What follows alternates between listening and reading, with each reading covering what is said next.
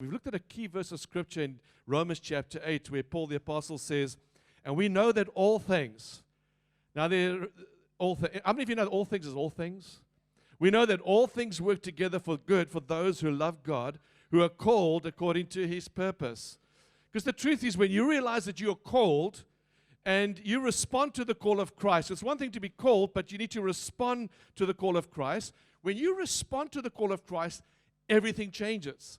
When Jesus called me in 1983 to follow Him, because Jesus did that. He walked over to Peter, a fisherman. He walked over to Matthew, a tax collector. He walked into Zacchaeus' life. He saw different people, and He said the same thing to all of them. Come and follow me. Come and follow me, and I'll make you. So He called, but there had to be a response to the call. And so when we respond to the call, everything changes. And my life changed in 83 and has continued to change as I continue to respond to His voice. But it is also true that you can be living a called life and wake up one morning and find that your life has stalled. So I want to talk about not so much the called life today, but I want to say we are called, but somehow things have stalled in our lives. And what does stalling mean? Maybe the best example could be in a motor car. Have you ever driven a car yourself and you're driving it, it's in first, second, third, and you go off and you're going onto the highway and the off-ramp or you get to a traffic light and you want to turn left to go onto the highway, and as you're about to go, and there's all these cars behind you, and you put your foot in the petrol, but you put on too fast or too slow, and the car stalls. Anybody happen to? And it stalls, and it's like, and you try, and then you feel the pressure of all these people behind you, and then you try too hard, too quickly, and it just keeps stalling and keeps stalling. And I watched a video clip, a YouTube clip in the week, and there was this one lady trying to come, on the circle in the UK, and she kept stalling, and there was this trucker behind this huge truck. But I could hear these conversations. He's talking to himself, but he's actually talking to the lady. He's like, "It's okay, sweetheart. Take your time. Take your time." And she's stalling, and she's stalling, and it's not stalling.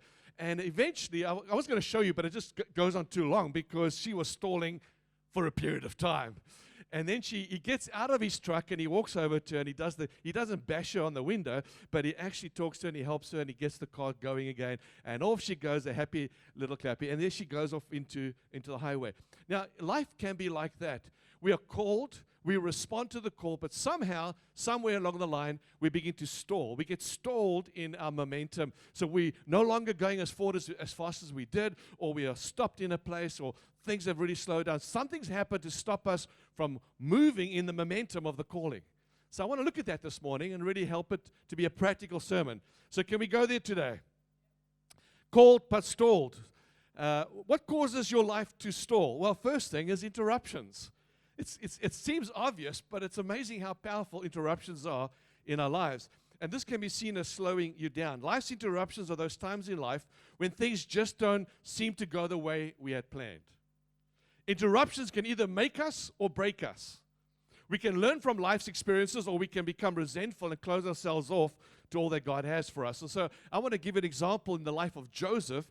And if you've got time, I want you to read in the books of Genesis chapter 37 all the way through to Genesis 45. And it's the life story of Joseph.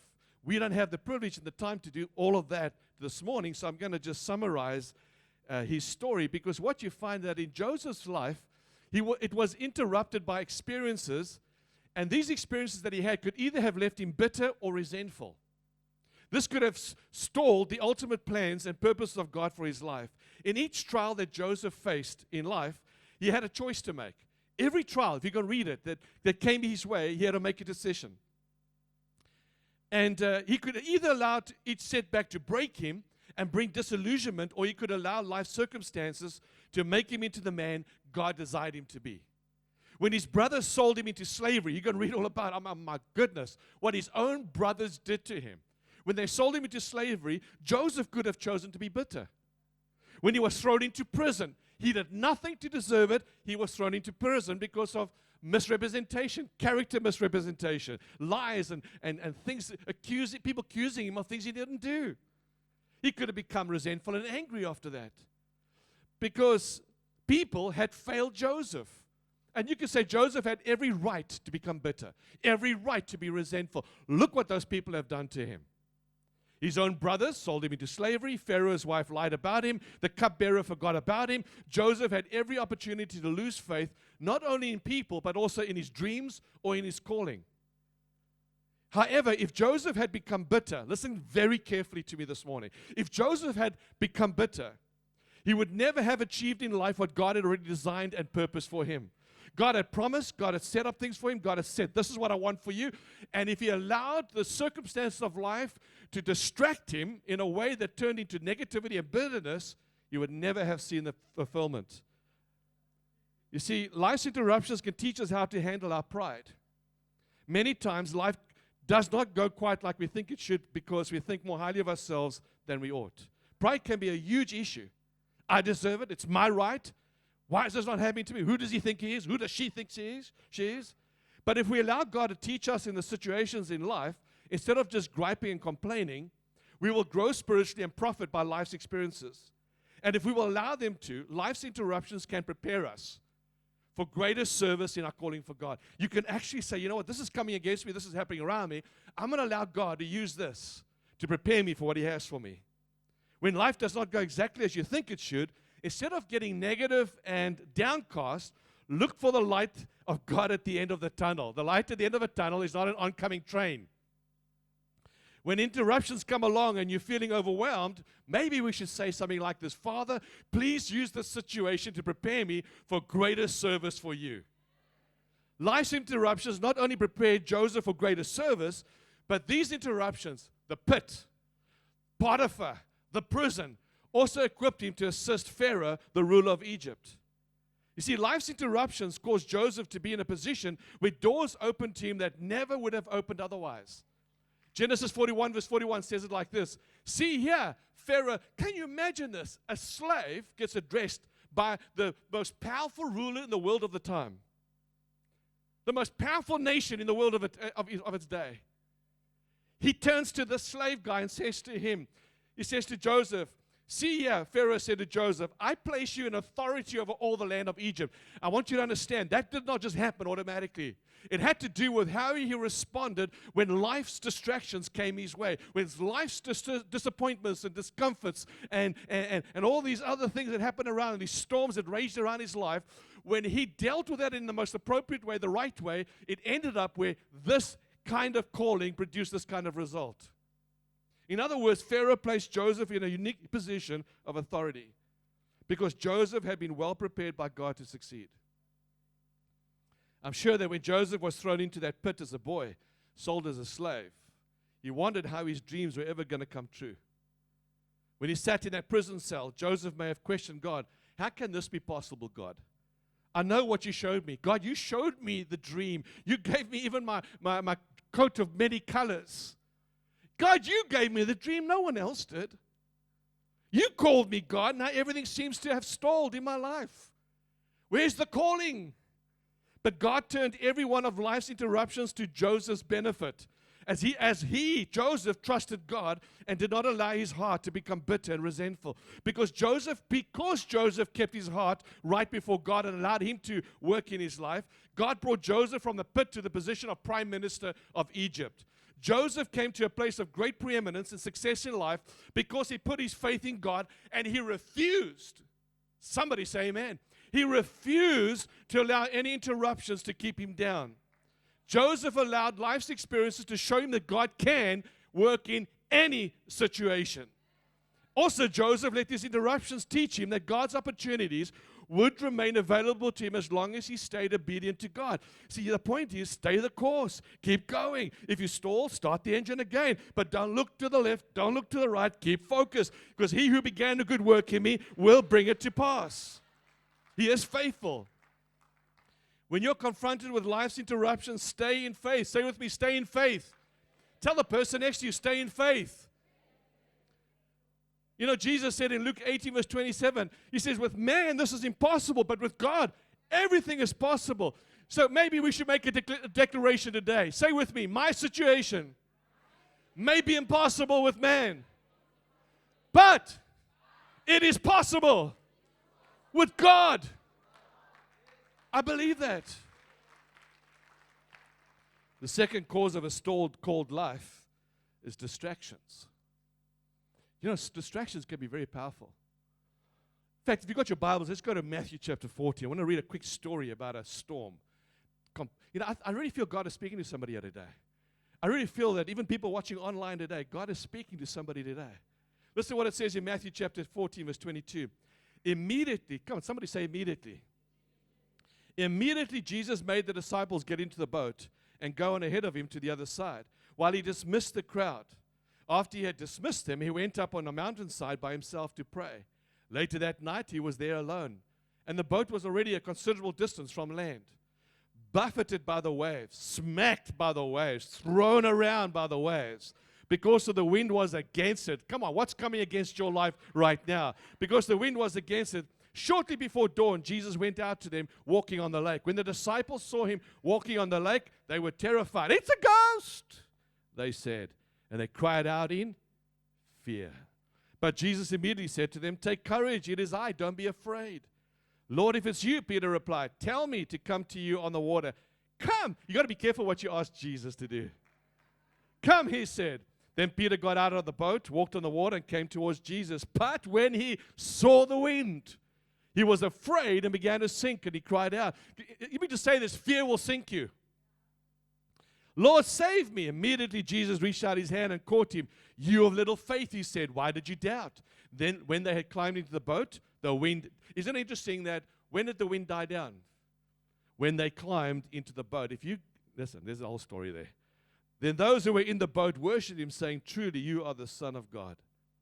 Have you ever considered just how big a menace distractions are in our lives?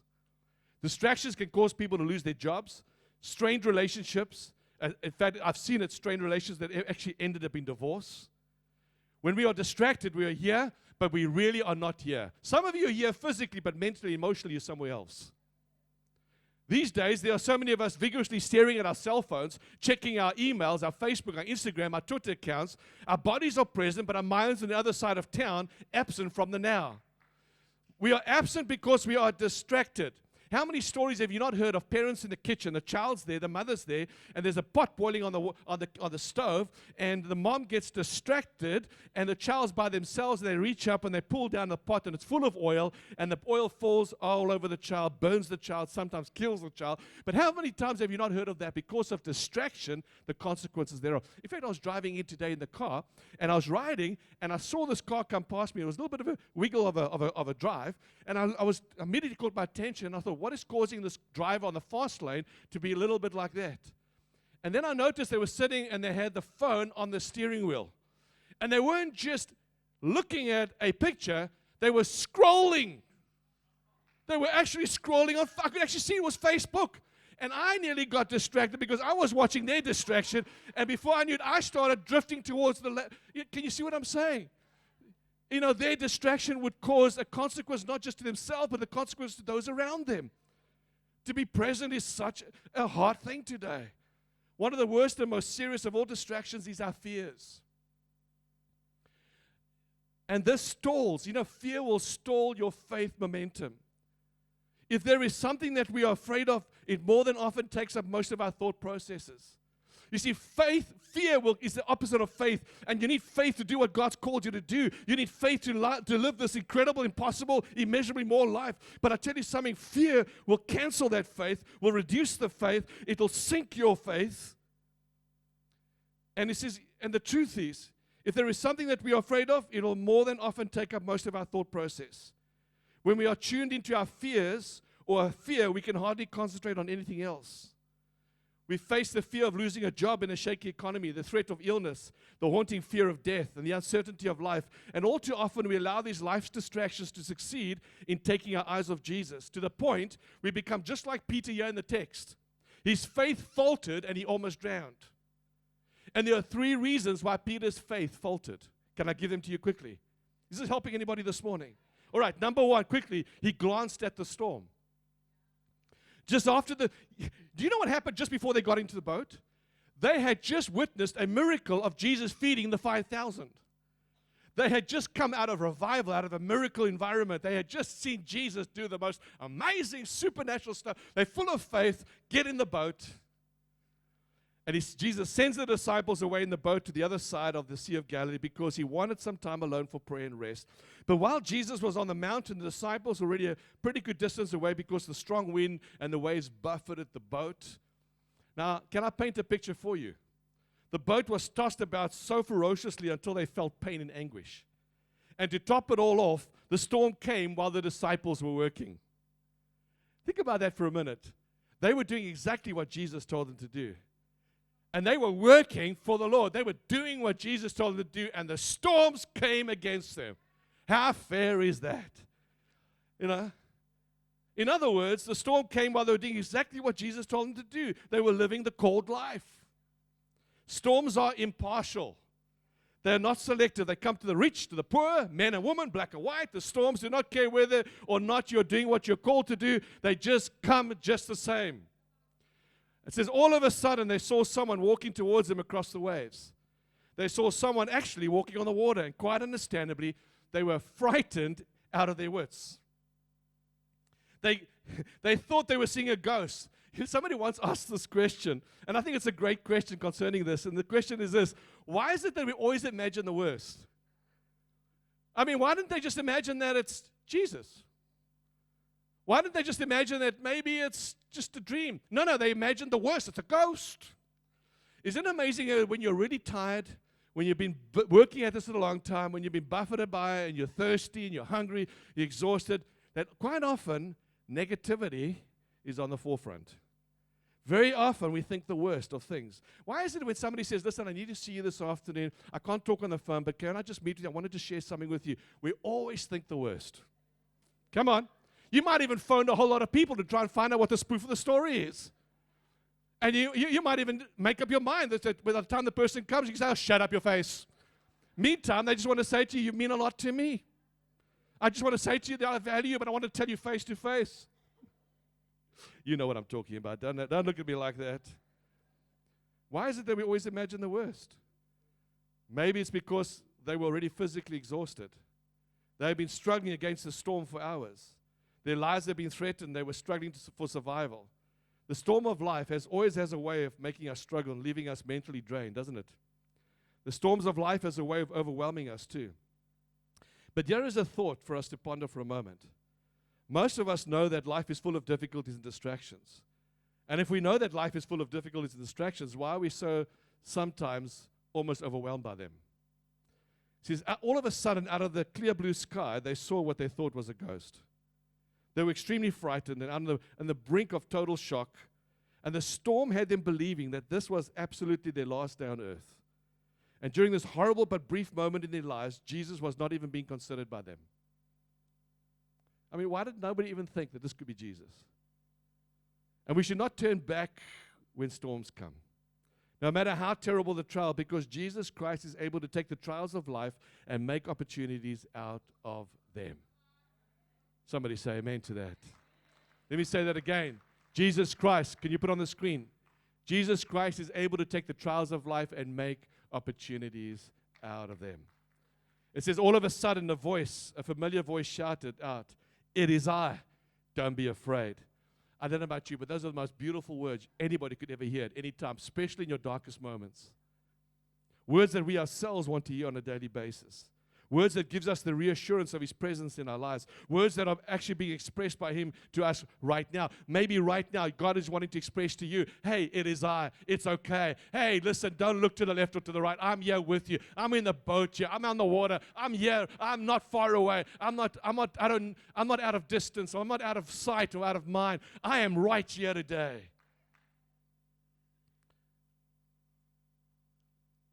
But the truth was, in that context, Jesus was not even being considered. You see, the worst thing you can do when you're going through a storm is to not even consider Jesus. But however, in the text, Jesus gave assurance of His presence in the midst of the storm, and it was a great encouragement to the disciples. You see, here's your declaration. Whatever you are going through today, Jesus is still giving the assurance of His presence in the midst of your storm. And as soon as you take your eyes off the storm, you will indeed be able to see His presence for yourself. But as long as your glance is always on the storm and you're distracted by the storm, you'll run the risk of overemphasizing the situation. So don't allow your momentum to be stalled. And that's exactly why Peter's faith stalled, because he overemphasized the situation. We have to be careful how we define circumstances. You see, Peter concluded by his circumstances, and because of his conclusion, it brought an effect. Because just like the 12 spies were sent by Moses into the promised land, and he said, go and spy the land out. We know the story. Caleb and Joshua came back and said, and they all saw the exact same thing, but they concluded different things. 2 of the spies concluded that everything is possible, that God has truly given us, God can do it, God is able, God can, God can. The other 10 came back and said, no, we cannot. We cannot. Caleb and Joshua go, God can. The other 10 spies come back, we cannot. The truth is, in yourself, you cannot. By yourself, you cannot. But I can do all things through Christ, who gives me the strength and the capacity to be able to fulfill the calling of His call over my life. Be careful how you define. Let God define your circumstances. Don't you define it. You just need to welcome His presence into your life and allow Him to help you through this process.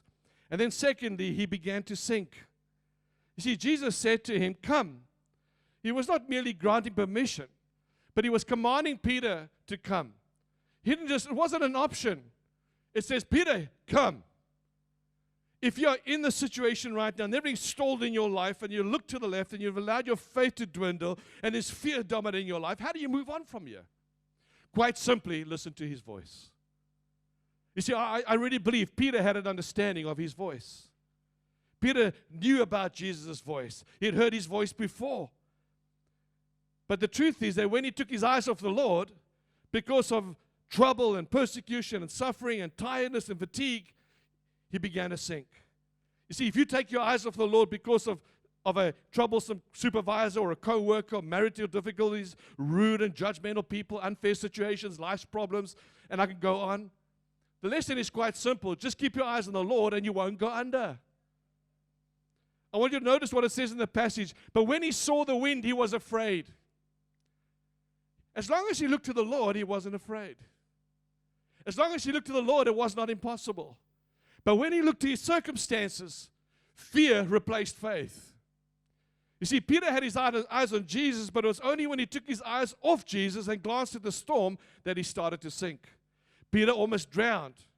And I want to emphasize this point clearly and over again. As long as he kept his eyes on Jesus and did not concentrate on the problem, everything was all right. You see, when the 10 unfaithful spies reported to Moses that the promised land could not be taken, they were possessed with the problem. You see, Caleb and Joshua looked at what God can do. The other 10 spies looked at themselves and the people around.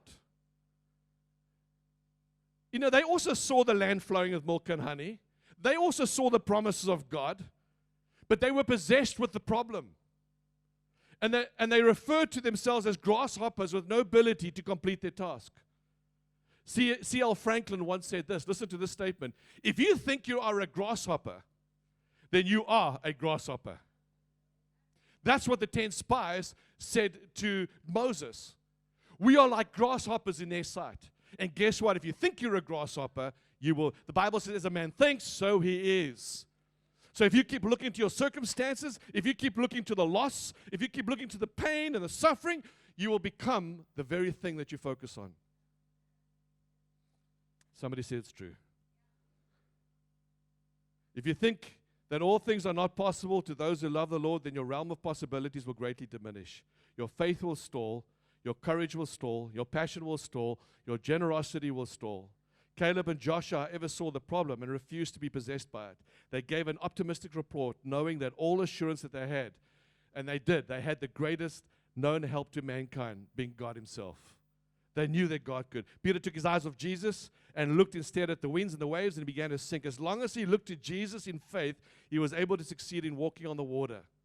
And then lastly, he cried out, Lord, save me. I want the worship team to come up. He said, Lord, save me. In the midst of it, in the midst of his difficulty, in the midst of it, when you see, maybe you've taken your eyes off God. Maybe you've taken your eyes off the promise. Maybe you've taken your eyes off your relationship with the Lord. Maybe you're far from God. Maybe you've been sinking. Your life has stalled. How do you move on from here today?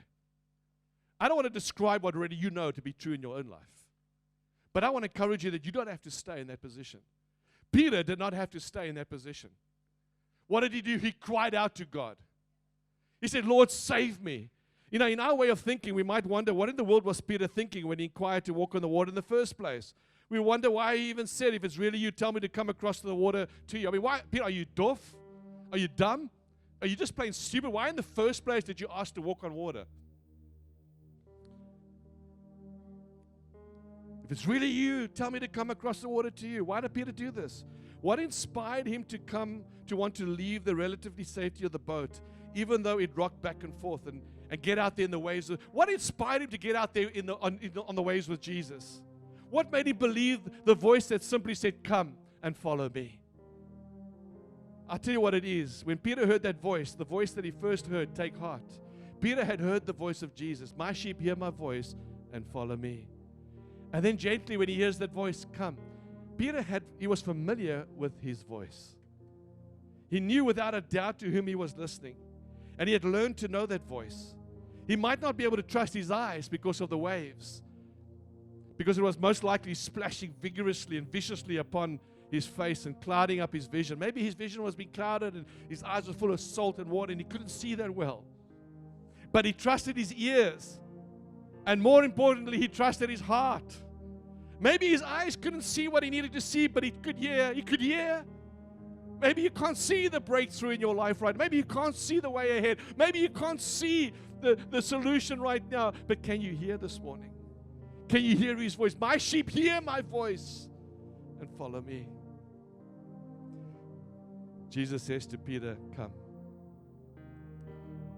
And when he heard the word come, Peter went. Let's think about this for a moment. Peter is the only disciple sure enough of Jesus' voice to speak to him in the storm.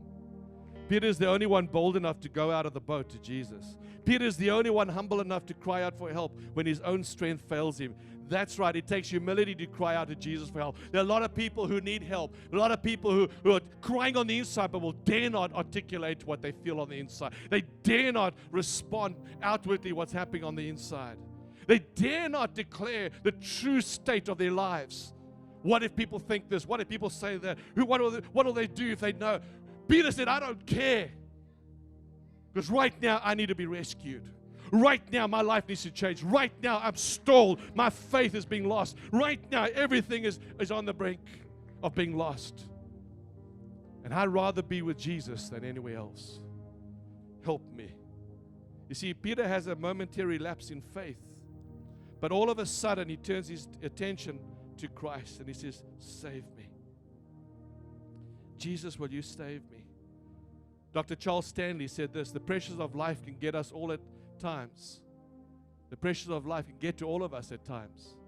And in those moments, it's key that we cry out to God for help. And he said, whatever draws me to God, it's got to be for my good. Whatever draws me to God, it's got to be for my good. Psalm 34 verse 17 says, the righteous cry out, and the Lord hears them, and He delivers them from all their troubles. I wonder today, has your life stalled? Instead of allowing it to affect you in the way that you become bitter, disillusioned, discouraged, full of fear, God wants you to be a person of faith. It's okay. It's okay if you've got to that place right now, but you know, what do you do with where you are is important. Jesus is not far off from you. He could have said, well, you know, you got yourself into that. You get yourself out of that. No, he didn't even. You see, even Peter, I called you. You turned your eyes off me. You looked away from me, so you suffered. No, he doesn't do that. He not only rescues them all because of the winds and the waves and the storm, and then Peter is the man of faith, and then he doesn't disqualify Peter because he looks away. He continues to reach out to him. Look at me, Peter. Look at me. Look at me, Peter. God is saying to you, look at me. Look at me. Look at me. I've not abandoned you. Your sinking, your disillusionment, and your crisis is not my doing. But I'm here anyway because I love you. And I love you too much to leave you where you are. My desire is to take you to where you could be and should be. My desire is to fulfill the calling that I've placed over you. My desire, Joseph, is that you will be prime minister of Egypt. My desire, Peter, that the church will be built upon the rock. Peter will build my church. I will give you the keys of Hades and death and life. Peter, you the man. But right now he's sinking. But his destiny was still to be fulfilled. The destiny was still to be realized. But right now, all you can ever think about is that you're sinking. Storms are lashing. Life is messed up. But I'll tell you something. Hold your thoughts. Hold your thoughts. Hold on right now. Just speak to God yourself quietly. Let the Lord minister into your heart right now. Allow Him access. Call out to Him, and He reaches out to you. You reach out to Him. You call Him Jesus. He calls you by name. It's a personal encounter. It's a divine encounter between you and God. It's got nothing to do with anybody else. It's between you and God. He calls you by name. He says, "Come and follow me." But you gotta. Okay, you know what? I'm gonna put my pride aside. I'm gonna put my anger aside. I'm gonna put my prejudice aside. Whatever it is, I don't care what it is. No matter. You just gotta say, "This is where I at." But that's where I want to be. I want to be with you, Jesus. Would you bow your heads and close your eyes?